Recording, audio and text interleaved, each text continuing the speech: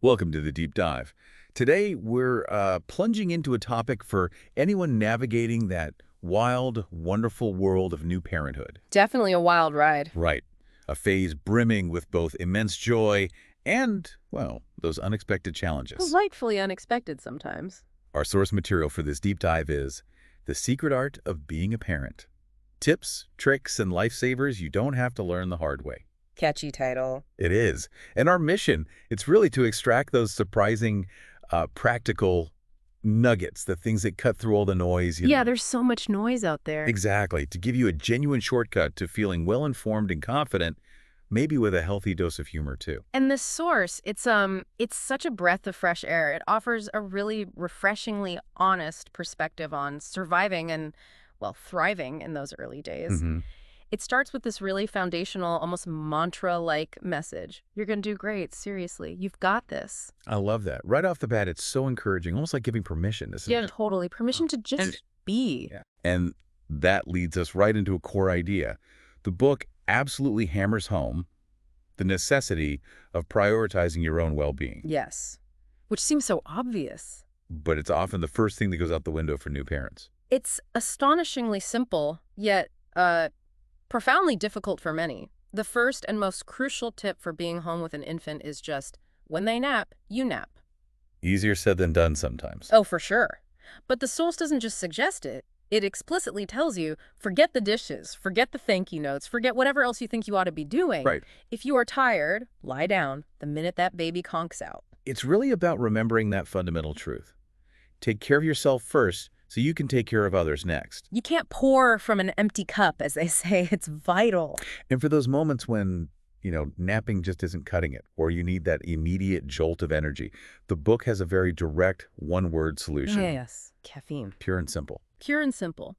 The source recognizes that sometimes you just need that immediate pick-me-up to get through. It's not like a long-term strategy, No. but it's a valid tool in the early days, definitely. Now, beyond the daily grind of exhaustion, new parenthood can bring much more serious challenges, and the source doesn't shy away from those either. Absolutely not. It makes a really vital point about mental health. It says there is zero shame in postpartum depression. That's so important to hear. It is. It uses this powerful analogy saying, if your ankle was doing something painful, you'd get it treated, right? Of course. And the same goes for your brain. It urges you, really urges you, to call your doctor immediately if you even suspect something is psychologically or emotionally amiss. That destigmatization is just crucial. It really is. Okay, so moving from the big picture mental health stuff to the daily practicalities, the source also talks about very tangible ways to, ease the load, reduce that daily friction around the house. Yes, and this builds right on that self-care theme. It strongly advises that if you can afford them, take full advantage of things that make your life easier. Like what sort of things? Well, services like grocery delivery, maybe someone to clean the house, and the key is to do it. Just do it without feeling guilty. The guilt is a big part of it, isn't it? Huge. For the first few weeks, it even encourages using paper plates, cups, napkins, plastic utensils, anything to minimize chores. Seriously. Paper plates, I love it. Yeah. And remember, free 2-day delivery on diapers is readily available. It's all about being pragmatic, not trying to be some kind of superhero. I can almost hear the sigh of relief from new parents everywhere just hearing paper plates. Right. And speaking of external expectations, what about how parents present themselves? There's often this pressure to bounce back or maintain a certain image. Yes. The source just cuts right through that. It declares, when you have a baby, you're allowed to look like a total schlump. That's incredibly liberating. Isn't it? But it also adds, you are still capable of pulling yourself together and looking nice. So both are okay. Both are totally fine. Do what feels right in the moment. There's no single expectation you need to meet for yourself or anyone else. That's a fantastic permission slip right there. Mm-hmm. Okay, let's pivot now to some of those ingenious on-the-spot solutions for common baby challenges that this book is packed with. Okay. Starting with a classic new parent nightmare, the dropped pacifier. Yes. The pacifier on the, questionable public floor, miles from a sink. What do you do? The source's advice might make some people do a double take. It says, pop the pacifier in your own mouth, suck on it for a minute, then give it back to your child. Okay, my first thought is usually, ew, Right. I mean, that's the gut reaction. Totally. Ew.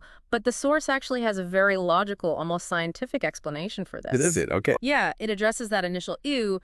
Your adult immune system is, like, most likely able to handle the germs from the ground. Think how many times you've probably invoked the 5-second rule on your own food with zero ill effects. Guilty as charged. Right. And critically, your baby is already accustomed to all your germs, from being around you constantly, being kissed by you, all that close contact. Okay. So pragmatically. Problem solved. Right. Pragmatically speaking. That's actually brilliant. Okay. Diaper changing. Another universally messy affair, especially for new parents. Any tips for managing those inevitable surprises? Oh, yeah.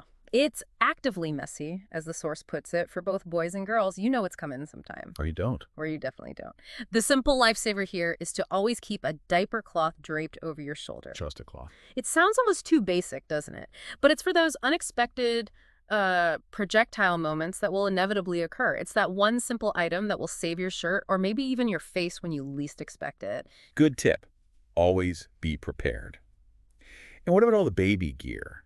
Specifically, baby bathtubs. Are they really a necessity or just another thing parents are told they need? The source is pretty clear on this one. You do not need a baby bathtub. Really? Yep. It states that kitchen sinks are for bathing your little one. The kitchen sink. The kitchen sink. It saves you money, cuts down on clutter, and honestly, it can make for some really great photo opportunities. It's a classic example of simplifying using what you already have. You know, all this practical advice like the napping and the sink baths, it ties into a bigger mental shift that the source really emphasizes. It's about how our perception of time and even our own actions completely transforms once the baby arrives, isn't it? This is where it gets really interesting. It truly does. The source describes so vividly how an afternoon at home with a baby can feel like the slowest, lengthiest afternoon you've ever spent anywhere. Oh, I remember those days. Right.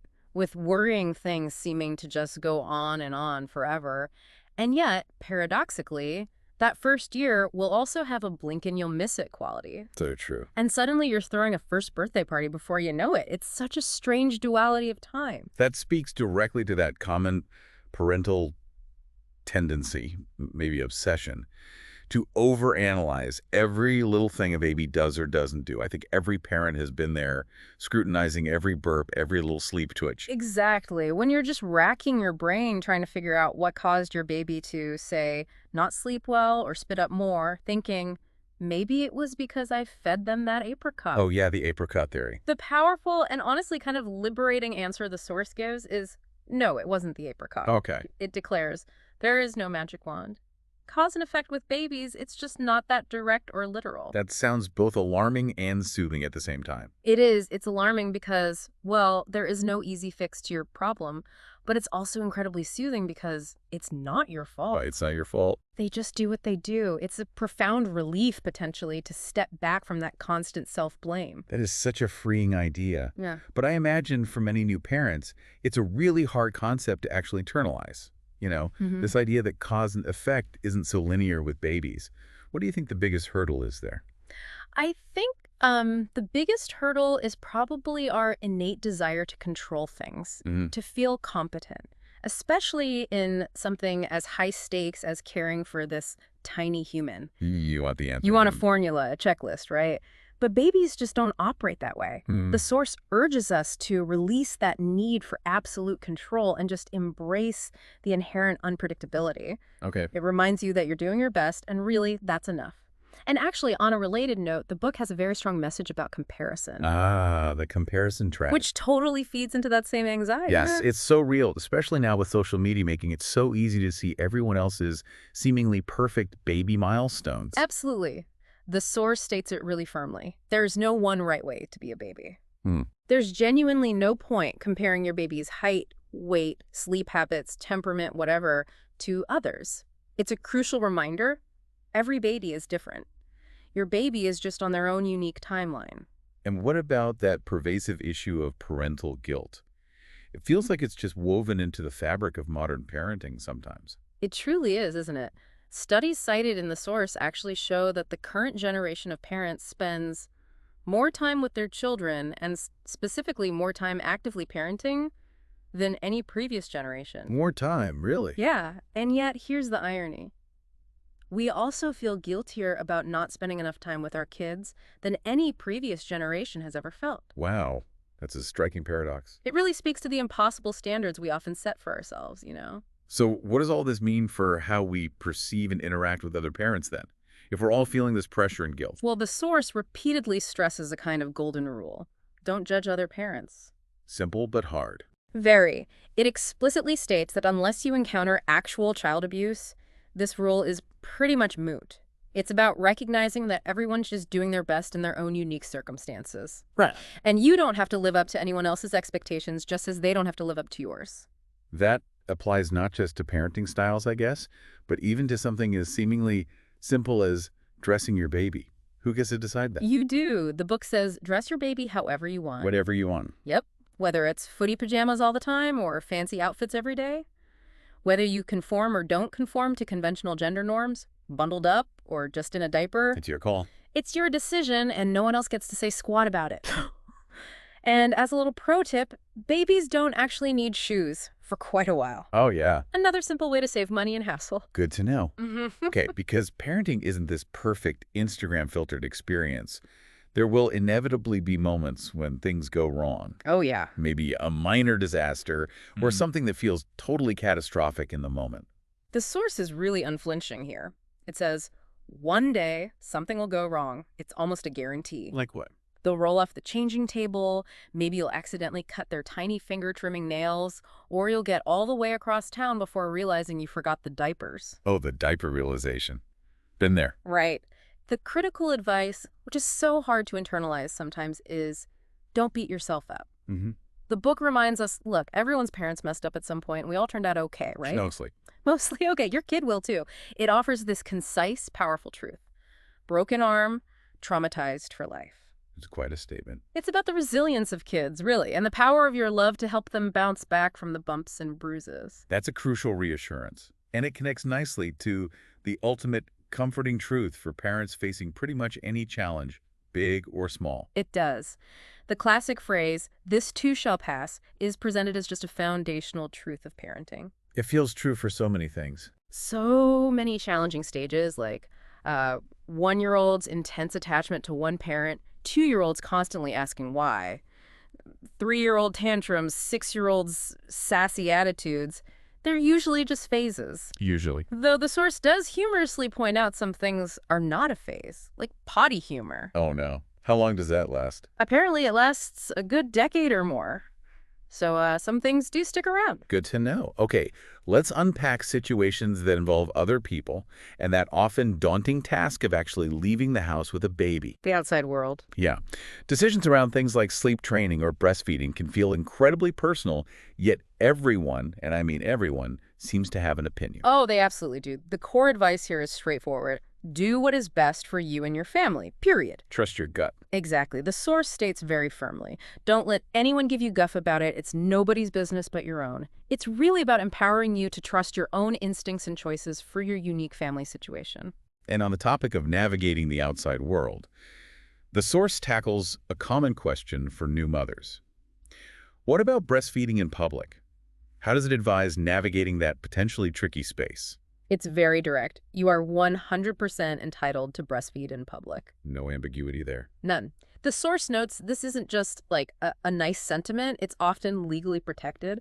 When it comes to nursing paraphernalia, though, nursing bras and nursing pads are pretty essential from about day 2, actually. Bring them to the hospital. Okay. But many other items like those giant pillows, nursing scarves, special nursing shirts, surprisingly, the book lists them as stuff you do not need. Interesting. Another way to simplify. Exactly. Cutting through the noise again, focusing on what's truly essential versus what's marketed as essential. Right. And managing baby pictures can be tricky these days in the age of constant sharing, especially across all the digital platforms. Yeah. What's the book's advice on striking the right balance there? It offers a simple, kind of elegant rule of thumb. Share the very best and keep the rest for yourself. The highlight reel, basically. Kind of, yeah. This avoids that retroactive remorse, sharing something you later regret, or maybe just driving your friends and family up the wall with your fafillions of baby pictures. Fafillions, I like that. It's about curation, really, and respecting boundaries, yours and theirs. Makes sense. Okay, getting out of the house with a baby. Mm-hmm. It's a whole new ball game, isn't it? Feels like a military operation sometimes. It absolutely does. The source warns quite accurately that getting out of the house will take way, way longer than you think it should or ever did before. Yep. Punctuality takes a hit. Definitely. But it stresses. There's no point stressing about it. Just accept the new reality. And here's a fantastic pro tip. Restock anything you use from the diaper bag as soon as you walk back into the house. Oh, that's smart. So it's ready to go next time. Exactly. So you're not doing that frantic scramble when you're already late. And the diaper bag itself only needs essentials. 4 diapers, small pack of wipes, burp cloth, change of clothes, small toy, formula if you use it. Keys, wallet, phone. Right, your stuff too. Keys, wallet, phone, small bottle of water. And later, maybe you add a snack. Keep it lean. That restocking tip is actually genius. Mm. Okay, now this next piece of advice might seem super counterintuitive if you've never had a baby before. It genuinely surprised me when I read it. The book's take on infant outings. It is genuinely eye-opening. My instinct, like most people's I think, would be to sort of bunker down. Right. Stay home where it's safe. But it says, when they're an infant is actually the best time to do fun adult things with them. Really? Like what? Take them out to restaurants, fly on airplanes. Why? Because they're lightweight and portable, and honestly, they just sleep through everything most of the time anyway. Huh. I never thought of it that way. It's later on when they're bigger and squirmier and more awake and opinionated about stuff that things actually get harder. Ah, okay. The book uses this great analogy. Think of it as choosing whether to take a large meatloaf to a restaurant or a live chinchilla. The meatloaf is the sleeping infant, easy to manage. The chinchilla is the toddler. Gets harder to manage when it's more mobile and opinionated. That meatloaf and chinchilla analogy is perfect. Yeah. Really drives the point home. And speaking of airplanes, flying with kids can be so daunting for parents, especially thinking about screen time rules and other perceived norms. It is daunting. But the book gives you official permission. When flying, you are officially allowed to throw whatever rules you may have at home about screen time out the window. Permission granted. Survival mode. Total survival mode. Have child headphones, a tablet, or the back of seat TV, but also have some analog entertainment, a book to read aloud, coloring supplies, and an experienced parent favorite for toddlers is apparently a roll of painter's tape. Painter's tape. Yeah. For kids to stick everywhere and then peel off. Hours of fun, apparently. And for painful ears during takeoff and landing. Yeah, what about that? The most effective way to deal with the pressure is to suck on something. A bottle, pacifier, or maybe a lollipop for older children. Ah, the lollipop trick. And interestingly, the source notes that the whole sugar high thing from lollipops is largely a myth, so you don't need to worry too much about that aspect. Oh, that's good to know for worried parents. So you can ignore some rules, but what about dealing with fellow passengers on that plane? What's still non-negotiable? Right. While everyday rules about screens and sugar can be, let's say, flexible, basic common courtesy and respect for our fellow human beings must remain. Okay, that seems fair. Do what you reasonably can to keep your kid from, kicking the seat in front or touching strangers. The good news is most passengers actually are pretty understanding. A basic level of respect goes a long way. And if things really go south, if the baby is just inconsolable? Well, if all else fails, the source suggests resorting to bribery. Bribery? Who are you bribing? Your seatmates. Hand out earplugs and chocolates. A little humor and a peace offering can sometimes smooth things over. That's hilarious, but probably effective. The source seems quite emphatic about taking babies out in general, though, almost like making a statement. It really is. It gives a resounding yes to taking them places. Nice restaurants, bowling alleys, sports bars, posh hotels, libraries, museums, brunch, birthday parties, even swimsuit shopping. Swimsuit shopping with a baby. Brave. The message is strong. You can take a baby wherever you want. If people don't like it, they can lump it. Babies are human citizens of the world. Your life doesn't have to stop. That's a really great philosophy to adopt. Now, how about navigating relationships with grandparents? That's a whole dynamic in itself, often filled with differing opinions on how things should be done. Oh, indeed. The source frames it really well, I think. It says, grandparents' job is to give unconditional love and adoration to their grandkids. That's their primary role. Okay. Now, while you are the boss, you're the parent, your job is to figure out how best to raise your kid, and grandparents should generally abide by your choices. Right. But they are also well within the bounds of what's reasonable to expect you to let them bend the rules, particularly when it comes to sugary treats now and then. Ah, the grandparent treat exception. Exactly. It's about finding that balance, respecting your rules mostly, Yeah, but allowing them that grand parental privilege sometimes. that makes sense. And for mothers dealing with dads who are taking solo care of their children, the book has some pointed advice, doesn't it? It does. As well as a general observation about how people react to babies. Yeah, two good points. For mothers, the source advises avoid being matronizing to dads you may encounter, taking solo care of children. Just respect their capable parenting. Don't assume they need help or advice. Good reminder. And the other point. The other point is a universal truth. People, especially people with bigger children or grown-up children, really, really, really, really want to hold the baby. Oh, it's so true. And the advice, take full advantage. Let them. It gives you a break, and it brings them so much joy. It's a win-win. Absolutely. Okay, we know babies are often easily entertained, right? Right. Sometimes just by a blanket or one toy, and they just like hearing your voice. Yeah. Simple needs. Very simple. But as they grow into toddlers, the strategies definitely shift. It feels like you need a completely different playbook sometimes. It really does feel like that. And the book introduces what it calls the #1 tool in the parent of a toddler toolbox. Which is, Distraction. classic. It's your secret weapon. The source suggests examples like, oh look, a cloud shaped like a bunny. Anything to redirect that intense, singular toddler focus away from whatever they shouldn't be doing or wanting. Speaking of distractions, the book tackles something every parent eventually faces. Those incredibly loud, often obnoxious electronic toys. What's its surprisingly simple solution for reclaiming your sanity? Oh, this is a beloved tip among parents who know. When someone inevitably gives your child a toy that makes loud noises that might drive you slowly to the brink of madness, We've all been there. the solution is beautifully simple. Take out the batteries. What is it about? Yep. Your kid will almost certainly happily play with it anyhow and probably never know the difference. But it's your sanity. Saved. And a related bonus item, hiding a toy away for a while makes it seem brand new again when you bring it back out. Oh, the toy rotation trick. Brilliant. It really works. Okay, parents often worry incessantly about what their child eats in a single day. We scrutinize every meal, every spoonful. Oh, the food anxiety is real. And the source provides such a crucial reframe here. It says, when you feel anxious because your kid ate nothing but a big bowl of mashed potatoes, some cheese cubes, and maybe 4 peas today. That's a layer. Remember to look at what they eat over the course of a week rather than in a day. A whole week. Yeah, zoom out. Nearly always, they'll self-regulate. They balance it out over time. This patient, longer-term view also applies to other things like screen time, exercise, even the frequency of tantrums. Look at the bigger picture. Exactly. Don't hyper-focus on the daily data points. That's helpful. Another universal truth for parents, cleanliness standards.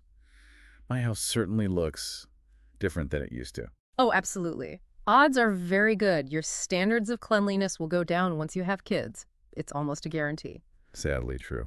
But to maintain some sense of control, some mental peace, the source suggests one key housekeeping habit.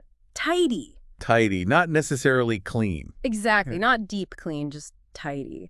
At the end of the day, maybe do a quick sweep of the main high traffic areas, just putting everything back in its place. That small victory, that feeling of order, can have a surprisingly big mental impact. Helps you feel like you haven't completely lost control. A quick tidy up, I can manage that. And on the topic of patience, particularly big milestones like potty training, the source has an interesting and rather humorous take. It certainly does. It cheekily says, patience is just a nice way of saying stubbornness. Huh.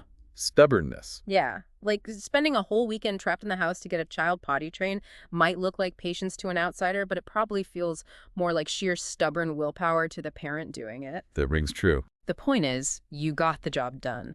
It's about recognizing your own tenacity, maybe, under the guise of this parental virtue called patience. I like that reframe. So much baby stuff is temporary, isn't it? What's actually worth keeping versus what will quickly become obsolete. It feels like you buy so much, only for it to be useless in a few months. That is the absolute reality. Most baby stuff will obsolesce. Think about it. Strollers, car seats eventually, cribs, changing supplies, all that nursing paraphernalia, baby bathtubs, virtually all the clothing, nearly all the baby blankets, most of the toys. The list goes on. Even potty training stuff, pacifiers, sippy cups, they all have a shelf life. But there are a few exceptions. Sticks around. Things like beloved stuffed animals, maybe a special blanket or lovey, and a few forever books. Those tend to endure. So what's the best strategy then? given how temporary most things are. Hands down the best strategy. Hit up your friends with older kids for hand-me-downs. Yes, the network. It's practical, it's sustainable, and it saves you an absolute fortune. Embrace the hand-me-downs. Such smart advice. Okay, and when your inevitably messy toddler insists on accompanying you to a restaurant, what's the book's cheeky but practical advice for surviving that? It's quite direct and honest. It's okay to take your messy toddler to a restaurant. You don't have to hide away. Okay, but... Just be sure to massively overtip. Acknowledge the collateral damage. Exactly. It acknowledges the reality of the mess, the thrown food, the spills, and provides a clear, actionable way to make it right for the poor server who has to clean it up. Fair enough.